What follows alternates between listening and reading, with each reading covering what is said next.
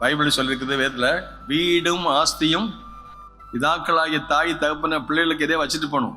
கடனை வச்சுட்டு போயிடக்கூடாது, கவலையை வச்சுட்டு போயிடக்கூடாது, கண்ணீரை வச்சு போயிடக்கூடாது, வியாதி வச்சுட்டு போயிடக்கூடாது. நம்ம பிள்ளைகளுக்கு எதையாவது நல்லா செஞ்சுட்டு போகணும். அல்லேலூயா சொல்லுவோம். பிள்ளைகளுக்கு செய்யணும், அதை விட ஆண்டவருக்கு செய்யணும்.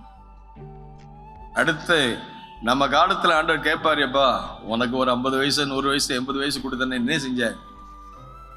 நான் உனக்கு பிள்ளையெல்லாம் கொடுத்தேன், எல்லாம் கொடுத்தேன், நீ எனக்கு என்ன செஞ்சா கேட்பாரு. நம்ம எல்லாரும் ஆண்டவர் ராஜ்யத்துக்கு போகும்போது ஆண்டவர் நம்ம கணக்கு கேட்பாரு. எனக்கு என்ன செஞ்ச? எனக்கு எத்தனை ஆத்துமாக்கள் அதே பண்ண?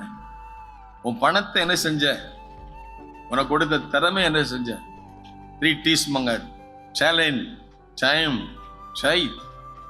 உனக்கு கொடுக்கறது, உனக்கு கொடுத்ததை வச்சு என்ன செய்த? 5 தளர்ந்த வாங்கினவன் 5 தளர்ந்த சம்பாத்தியம் பண்ண. அவனை பார்த்து சொன்னார், வெல்டன், நல்லது உத்தமமும் கொஞ்சத்துல உண்மையா இருந்தனால உன்னை என்ன செய்வேன்?